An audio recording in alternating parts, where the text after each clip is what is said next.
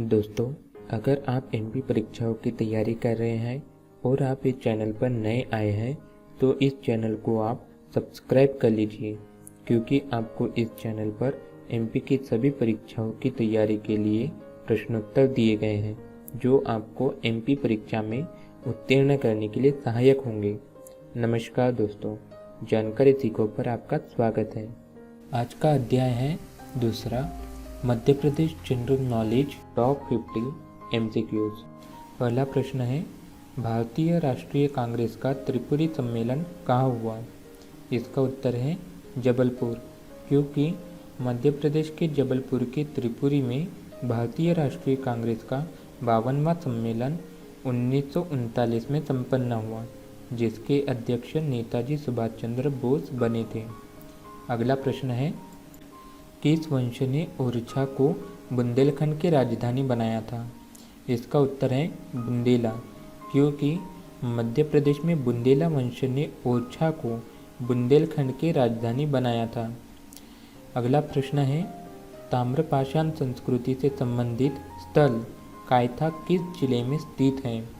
इसका उत्तर है उज्जैन, क्योंकि कायथा मध्य प्रदेश की सबसे पहली ताम्रपाषाण कालीन बस्ती है और यह उज्जैन जिले में स्थित है तथा यहाँ से चूड़ियाँ और कुल्हाड़ी प्राप्त हुई है। कायथा खगोलशास्त्री वराहमिहिर की जन्मस्थली भी है। अगला प्रश्न है, रामायण काल में मध्य प्रदेश के शासक कौन थे? इसका उत्तर है यदुवंशी नरेश मधु, क्योंकि रामायण काल में यदुवंशी नरेश मधु जो दंडक शासक थे और अयोध्या नरेश दशरथ के समकालीन थे। अगला प्रश्न है, मध्य प्रदेश में द्रविड़ शैली का बना एकमात्र सातबहु मंदिर किसने बनवाया था? इसका उत्तर है महिपाल ने, क्योंकि इसका निर्माण कछवाहा शासक महिपाल द्वारा 1093 ईस्वी में निर्माण कराया गया। यह मंदिर ग्वालियर में स्थित है और इस मंदिर में भगवान विष्णु की मूर्ति है। अगला प्रश्न है, मध्य प्रदेश के शहडोल जिले से कुषाण शासकों की निधि से किस शासक के सिक्के प्राप्त हुए थे? इसका उत्तर है विम कैटफिशेस, क्योंकि शहडोल से 44 सिक्के विम कैटफिशेस के हैं। अगला प्रश्न है, जंतर मंतर वेधशाला का निर्माण किस शासक ने करवाया? इसका उत्तर है राजा सवाई जय सिंह ने, क्योंकि जयपुर के राजा सवाई जय सिंह ने 18वीं सदी में जंतर मंतर वेधशाला का निर्माण कराया, जो उज्जैन में स्थित है। अगला प्रश्न है, सिंधिया वंश के संस्थापक कौन थे? इसका उत्तर है राणोजी सिंधिया। अगला प्रश्न है, चरण पादुका नरसंहार किसके आदेश पर किया गया? इसका उत्तर है फिशर, क्योंकि 14 जनवरी 1931 को चरण पादुका में स्वतंत्रता सेनानियों की सभा पर गोलियां चलाने का आदेश अंग्रेज पॉलिटिकल एजेंट फिशर ने दिया था। यह स्थान छतरपुर में स्थित है। इसकी तुलना जलियांवाला बाग से की जाती है। अगला प्रश्न है, बांधवगढ़ किस वंश की राजधानी है?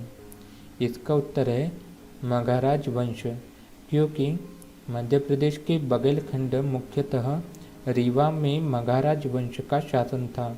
इस वंश का प्रथम राजा वशिष्ठी पुत्र भीमसेन के पुत्र कौत्सी पुत्र पोटसी ने अपनी राजधानी बांधवगढ़ को बनाया था। अगला प्रश्न है, महाभारत कालीन अंगराज कर्ण की जन्मस्थली किसे माना जाता है?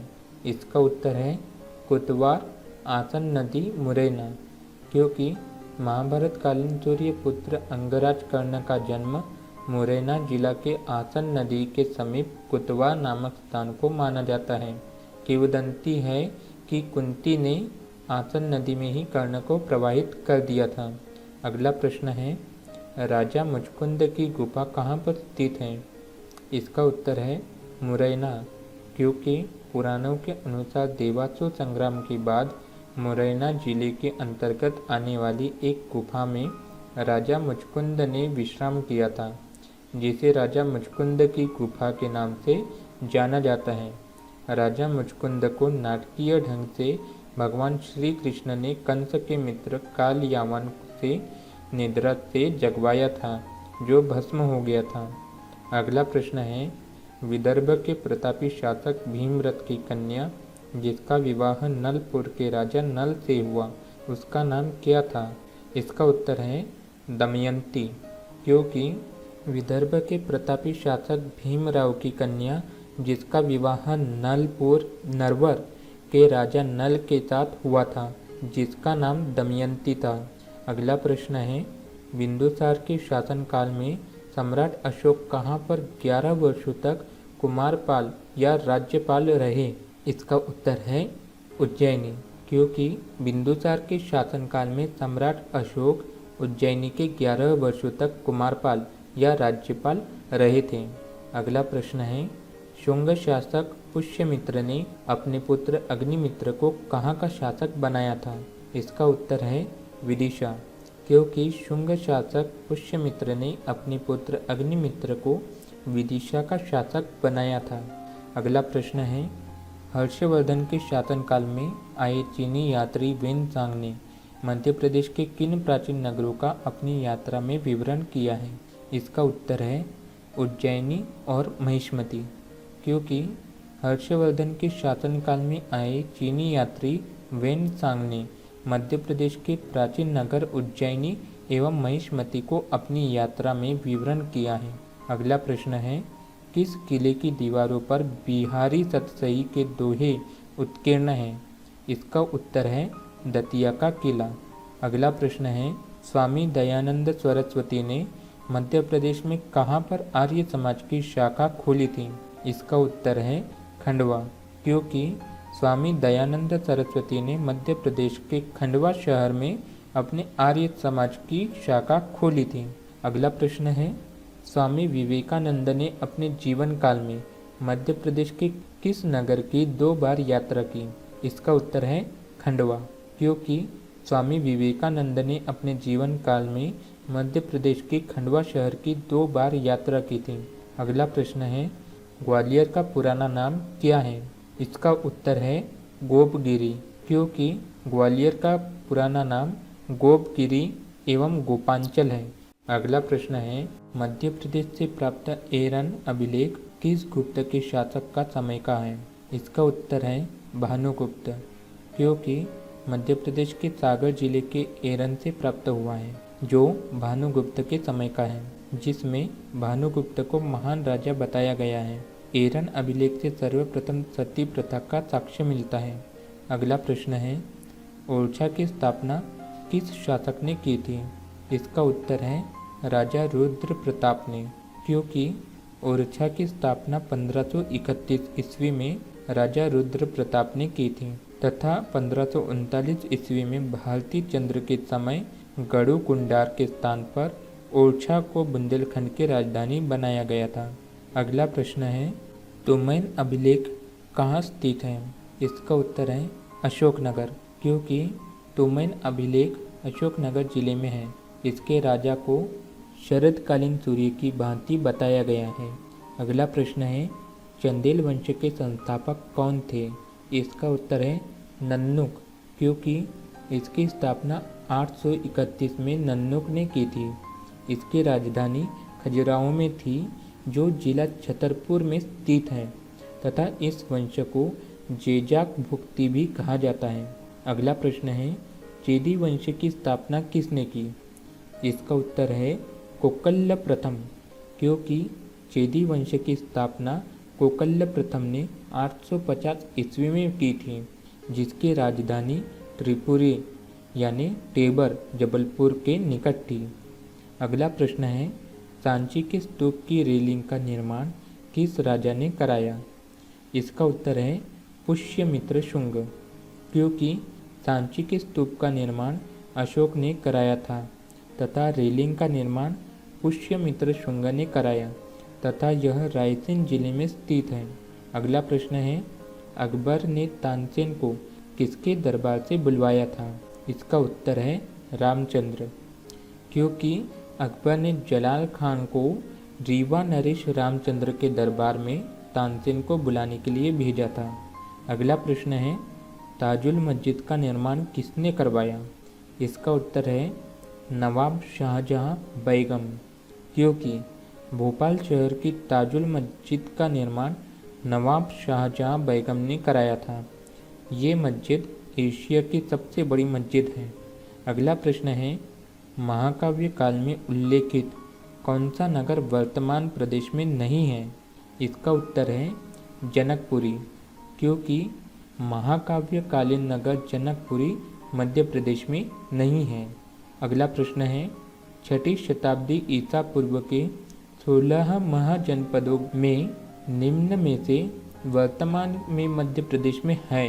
इसका उत्तर है अवंती, क्योंकि 16 महाजनपदों में से 2 महाजनपद अवंती तथा चेदी मध्य प्रदेश में था। इस महाजनपद की राजधानी उज्जैन थी। अगला प्रश्न है, उज्जैन में स्थित वैश्य टेकरी स्तूप का निर्माण किस शासक ने करवाया था?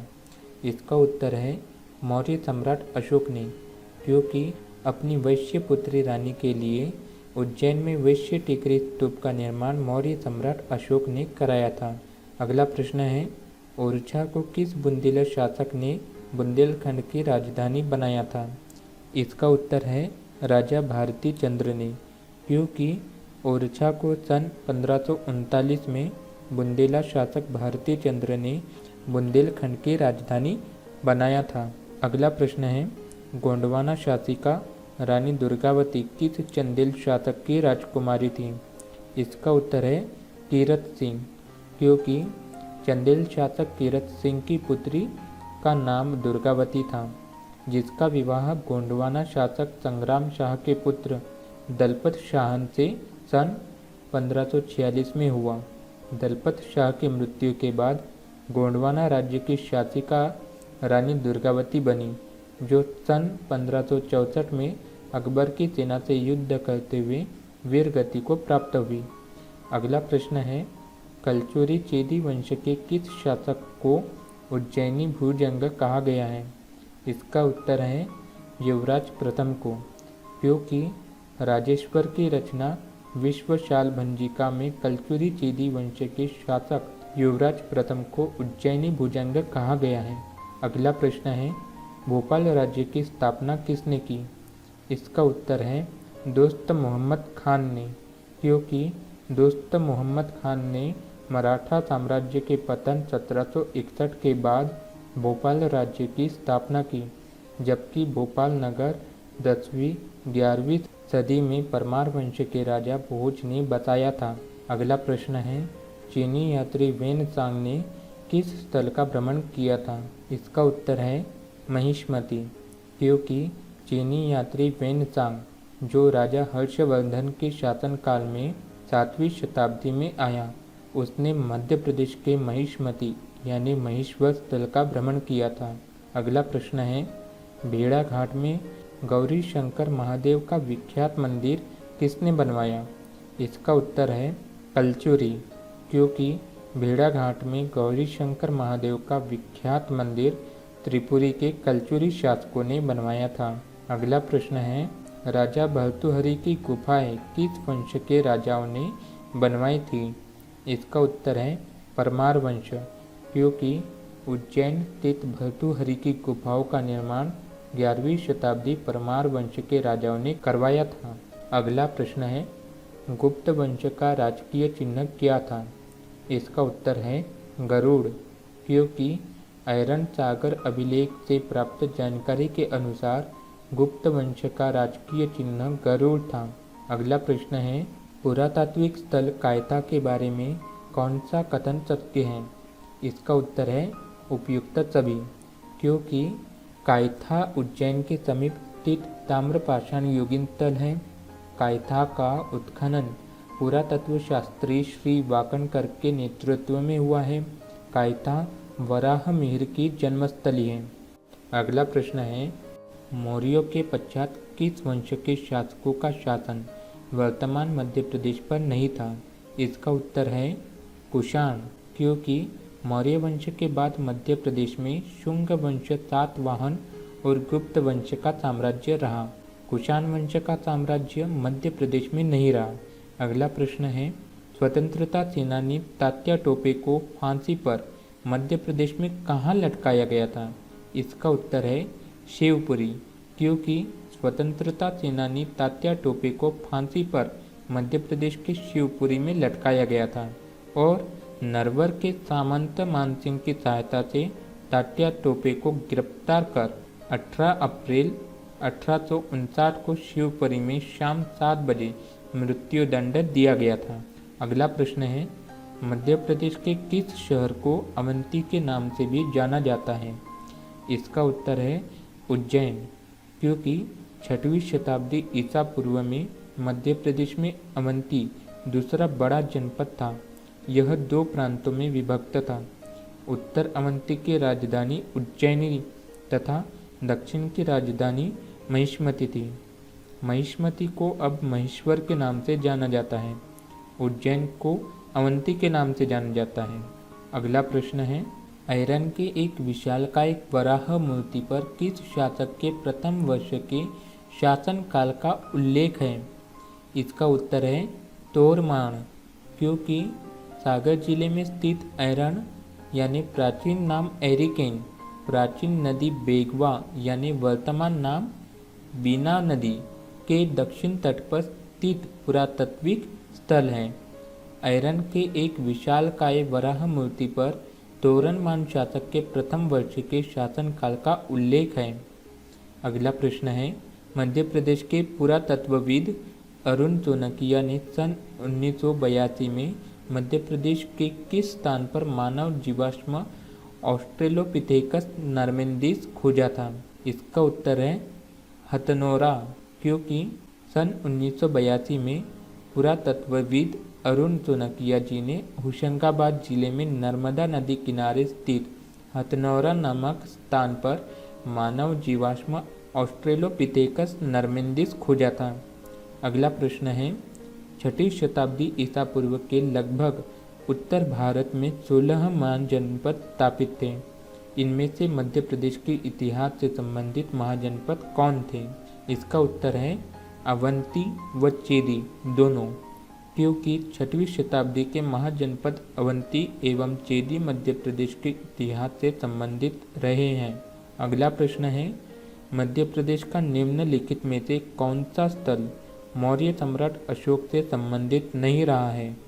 इसका उत्तर है सागर, क्योंकि मौर्य सम्राट अशोक से मध्य प्रदेश के स्थल उज्जैनी, सांची, विदिशा, गुर्जर दतिया, रूपनाथ, जबलपुर संबंधित रहे हैं, जबकि सागर जिला अशोक से संबंधित नहीं रहा है। अगला प्रश्न है, आजकल मध्य प्रदेश के कौन से ऐतिहासिक स्थल को खाम बाबा के नाम से जाना जाता है? इसका उत्तर है गरुड़ स्तंभ विदिशा, क्योंकि विदिशा में स्थित गरुड़ स्तंभ की आजकल खाम बाबा के नाम से पुकारा जाता है। इस पर उत्कीर्ण लेख से प्रमाणित होता है कि यूनानी राजपूत हेलियोडोरस ने भागवत धर्म स्वीकार किया था। अगला प्रश्न है, कल्चुरी वंश के किस शासक को उसकी सैनिक उपलब्धियों के कारण हिंदू नेपोलियन कहा जाता है? इसका उत्तर है कर्णदेव, क्योंकि त्रिपुरी के कल्चुरी वंश के शासक कर्णदेव को उसकी सैनिक उपलब्धियों के कारण हिंदू नेपोलियन कहा जाता है। अगला प्रश्न है, ग्वालियर के तोमर वंश के किस शासक ने संगीत के प्रमुख ग्रंथ मान कौतूहल की रचना की? इसका उत्तर है राजा मानसिंह तोमर, क्योंकि ग्वालियर के तोमर वंश के शासक राजा मानसिंह तोमर ने संगीत के प्रमुख ग्रंथ मान कौतूहल की रचना की।